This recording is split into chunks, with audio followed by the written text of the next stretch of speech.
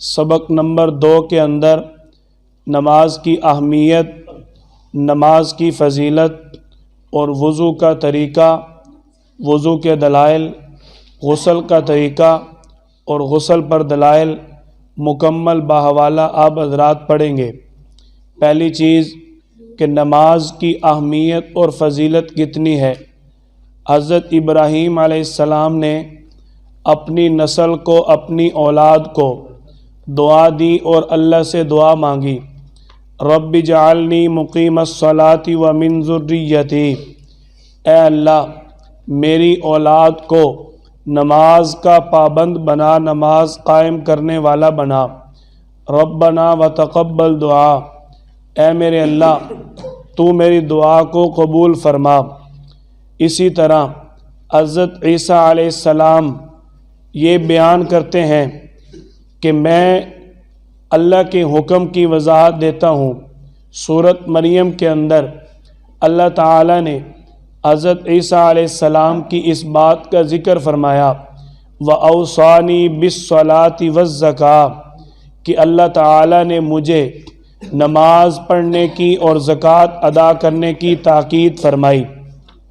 اسی طرح بنی اسرائیل والوں کے ساتھ اللہ کریم نے یہ وعدہ کیا تھا، انی معکم لئن اقمتم الصلاۃ، یہ وعدہ میرے اور آپ کے لیے بھی ہے، تمام جہانوں کے مذہب اسلام کو قبول کرنے والے انسانوں کے لیے بھی ہے۔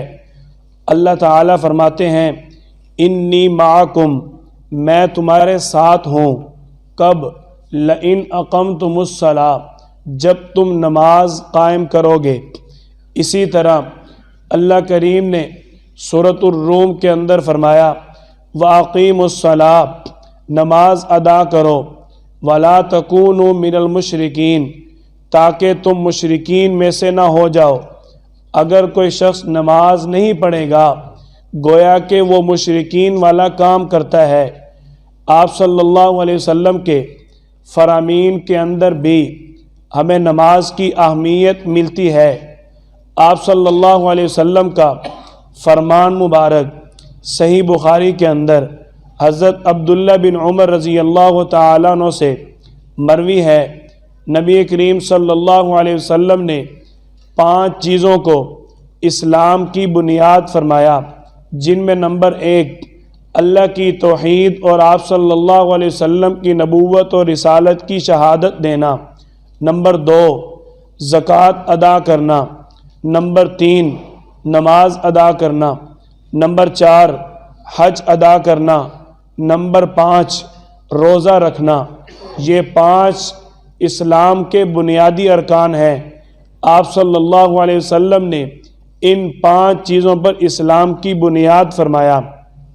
دیکھو کوئی بھی چیز ہو، کوئی بھی عمارت ہو، بغیر بنیاد کے مضبوط نہیں ہوتی۔ اگر بنیاد کمزور ہوگی اس کے اوپر تعمیر کی جانے والی عمارت ساری کی ساری کمزور ہوگی۔ تو اللہ تعالیٰ نے جو ہمیں 5 یہ اسلام کی بنیادیں بتائیں، ان کو ہم نے خوب مضبوطی کے ساتھ ادا کرنا ہے۔ اگر ہم ادا نہیں کریں گے، اس کے بارے میں بھی اللہ کریم کا فرمان مبارک سورۃ المدثر کے اندر موجود ہے۔ اللہ تعالیٰ فرماتے ہیں فی جنات یتساءلون، جنتی لوگ سوال کریں گے عن المجرمین، مجرم اور جہنمی لوگوں سے، ما سلککم فی سقر، کس چیز نے تمہیں جہنم میں ڈال دیا، کیا ہوا تم آج جہنم میں جل رہے ہو؟ جہنمی لوگ جواب دیں گے قالوا لم نک من المصلین، ہم دنیا کے اندر نماز نہیں پڑھتے تھے۔ یہ تو نماز کی اہمیت، فضیلت اور خصوصیت ہے کہ اللہ تعالیٰ نے جو ہمیں حکم دیا اس کو ادا کرنا کتنا ضروری ہے۔ آپ صلی اللہ علیہ وسلم کا فرمان مبارک حضرت جابر بن عبداللہ رضی اللہ تعالیٰ عنہ سے مروی ہے کہ آپ صلی اللہ علیہ وسلم نے فرمایا کفر اور اسلام کے درمیان فرق کرنے والی چیز نماز ہے۔ جو نماز کو چھوڑتا ہے گویا کہ اب وہ کفر کے قریب ہونا شروع ہو گیا۔ کسی صورت میں بھی نماز کو چھوڑنا نہیں۔ نہیں ہے۔ اب نماز کے لیے جو چیز ضروری ہے اس کے بارے میں آپ صلی اللہ علیہ وسلم نے فرمایا لا تقبل صلاۃ بغیر طہور، کہ جو شخص نماز پڑھے بغیر وضو کے اس کی نماز نہیں ہوگی۔ تو وضو نماز کے لیے شرط ہے، لازمی ہے، فرض ہے۔ وضو کے بغیر نماز قبول نہیں ہوتی۔ تو وضو جو ہے وہ نماز کا حصہ ہے۔ تو وضو کا مختصر حصہ آپ حضرات کو دوبارہ دہرا دیتے ہیں۔ کل آپ حضرات نے وضو کا مکمل طریقہ پڑھا تھا، جن میں نمبر 1 وضو کے لیے نیت کرنا۔ حضرت عمر بن خطاب رضی اللہ تعالیٰ عنہ سے صحیح بخاری کی روایت نمبر 1 میں آپ صلی اللہ علیہ وسلم کا فرمان مبارک موجود ہے انما الاعمال بالنیات، کہ اعمال کا دار و مدار نیتوں پر ہے، اعمال کی بنیاد نیت پر ہے۔ جتنا مرضی اچھے سے اچھا عمل ہو، اگر نیت اچھی نہیں ہوگی تو اعمال قابل قبول نہیں ہوگی۔ اسی طرح آپ صلی اللہ علیہ وسلم نے وضو کے بارے میں یہ بھی فرمایا کہ جو وضو اچھا اور کامل کرے گا اس کی نماز زیادہ احسن اور قبول ترین ہوگی۔ اور اس کو ملے گا کیا؟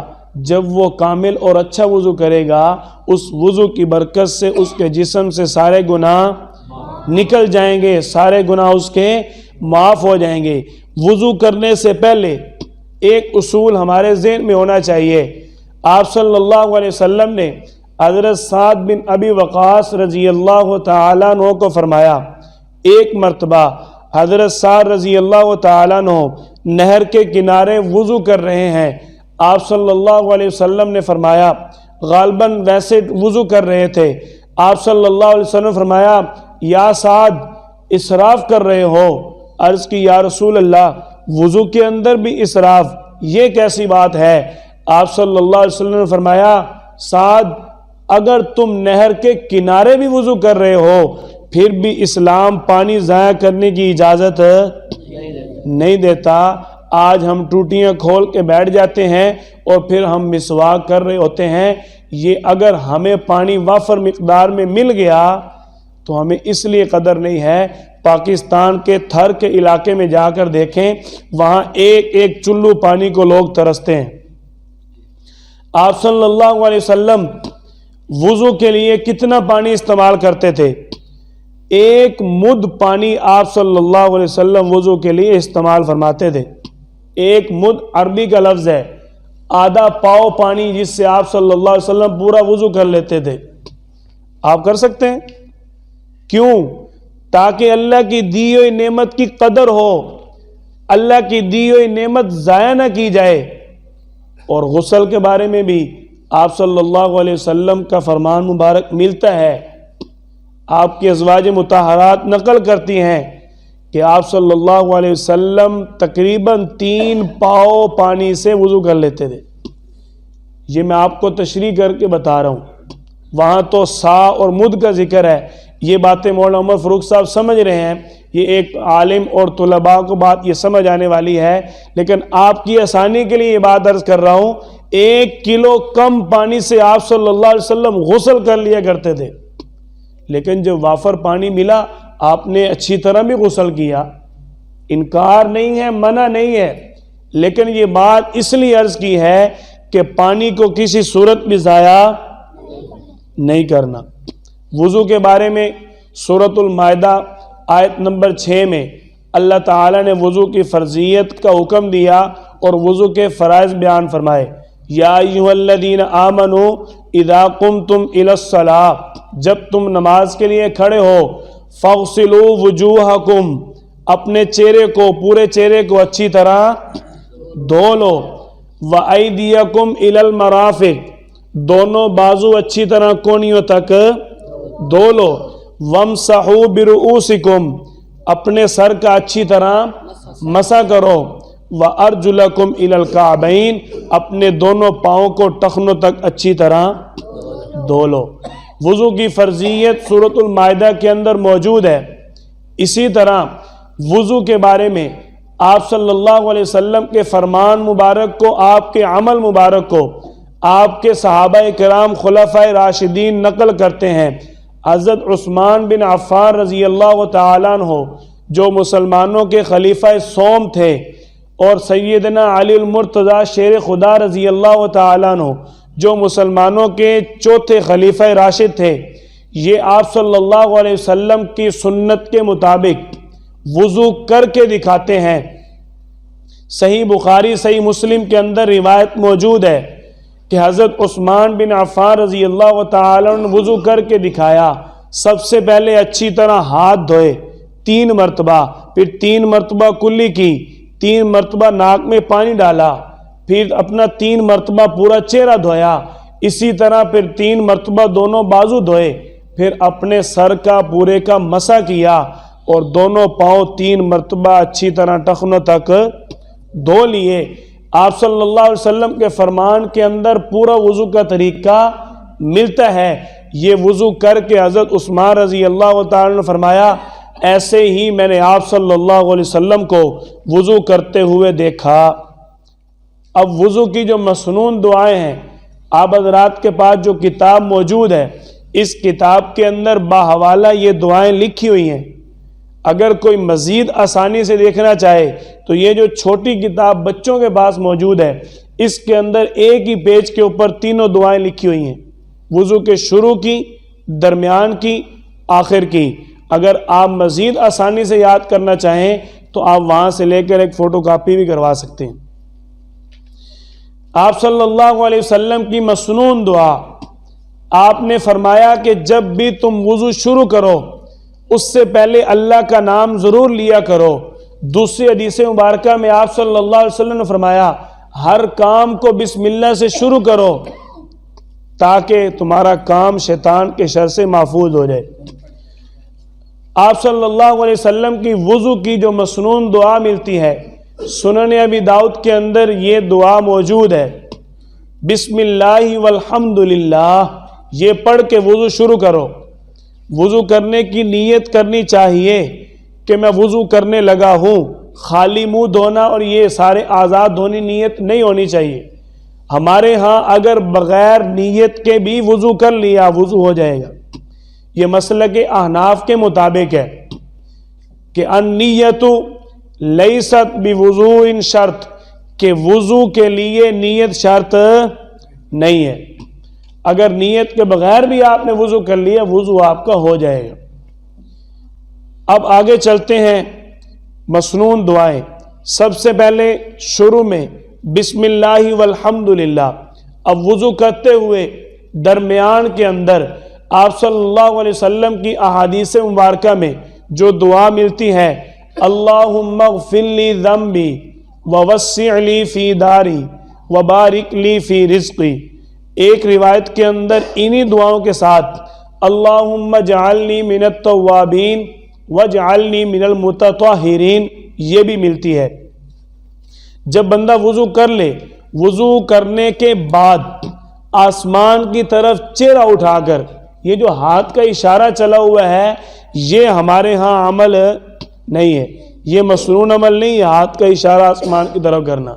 مسنون عمل ہے کہ آسمان کی طرف اپنا چہرہ کر لینا، آسمان کی طرف وضو کے بعد چہرہ کر کے اشہد ان لا الہ الا اللہ وحدہ لا شریک لہ واشہد ان محمدا عبدہ ورسولہ اللہم اجعلنی من التوابین واجعلنی من المتطہرین سبحانک اللہم وبحمدک اشہد ان لا الہ الا انت استغفرک واتوب الیک۔ یہ وضو کے بعد کی دعا ہے۔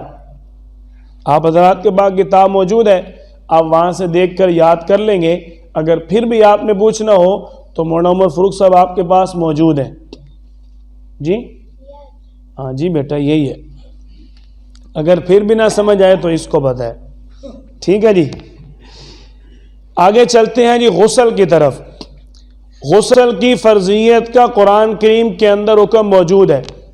سورۃ المائدہ میں اللہ تعالی نے فرمایا وَإِن كُنتُمْ جُنُبًا فَطَّهَّرُوا، جب تم حالت جنابت میں آ جاؤ، جب تمہاری حالت جنبی ہو جائے، جب تم ناپاک ہو جاؤ، فطہروا، اپنے آپ کو مکمل طور پر پاک کرو، اور مکمل طور پر پاک غسل سے کیا جا سکتا ہے۔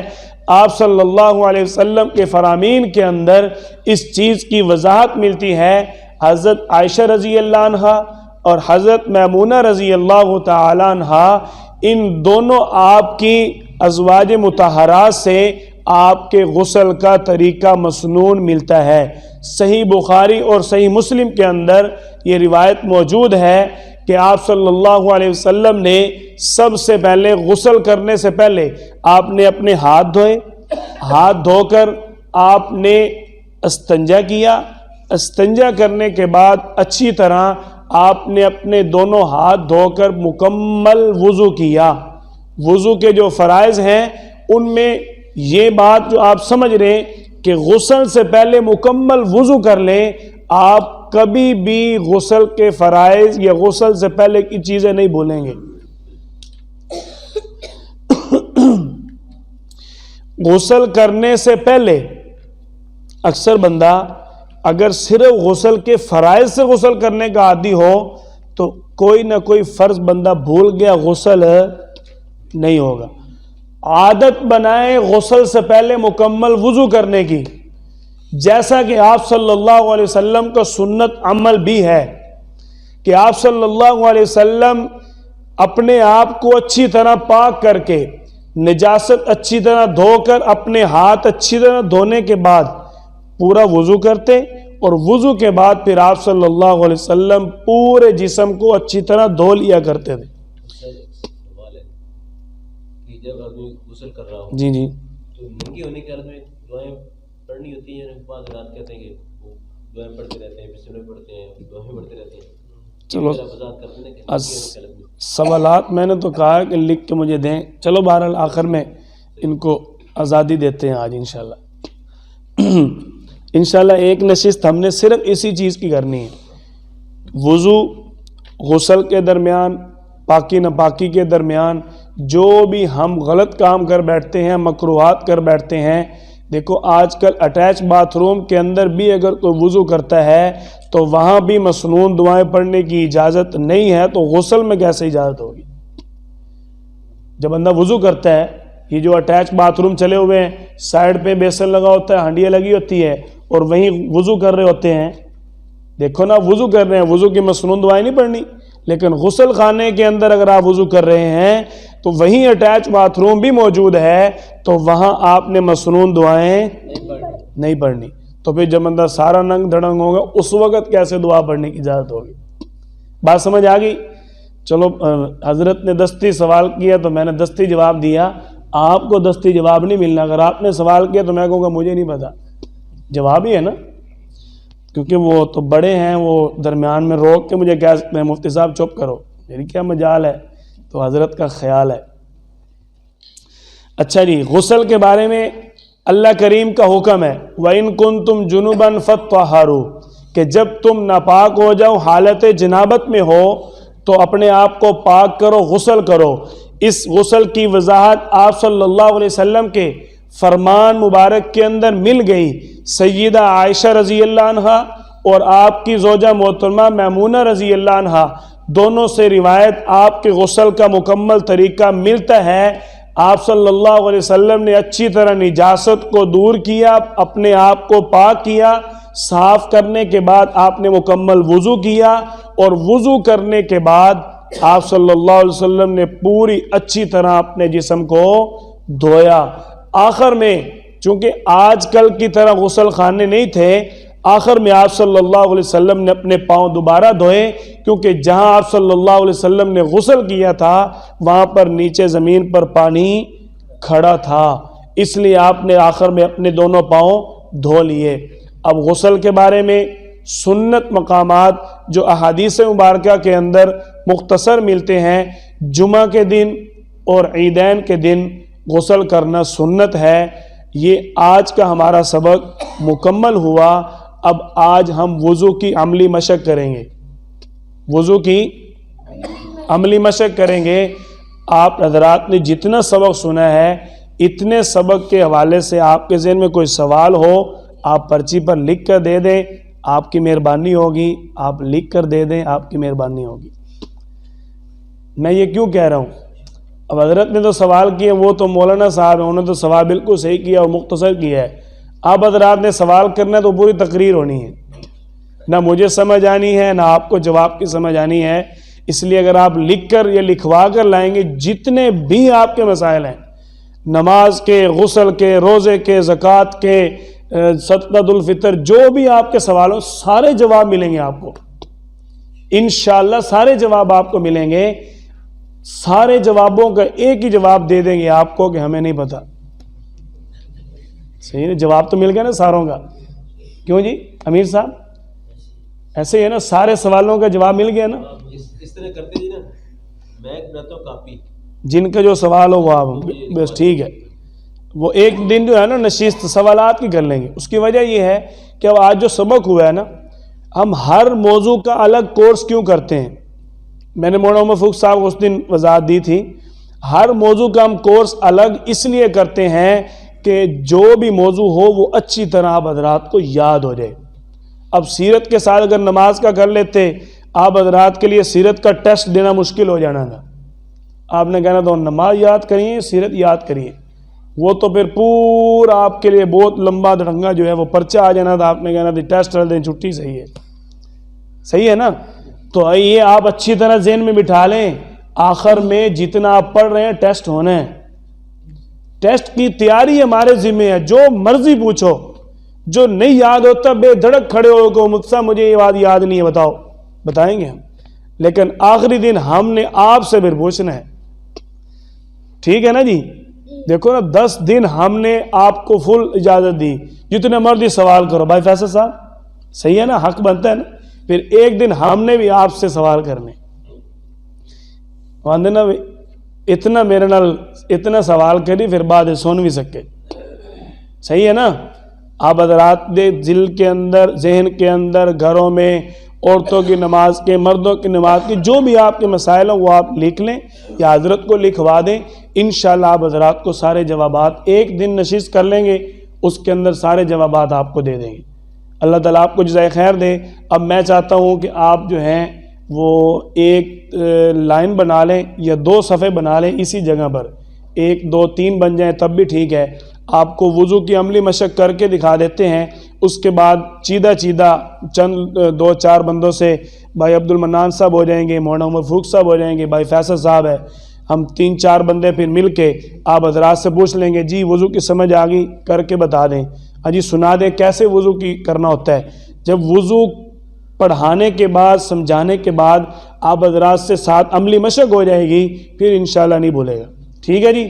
چلیں پھر تیاری کریں، اللہ تعالیٰ ہم سب کو عمل کی توفیق عطا فرمائے۔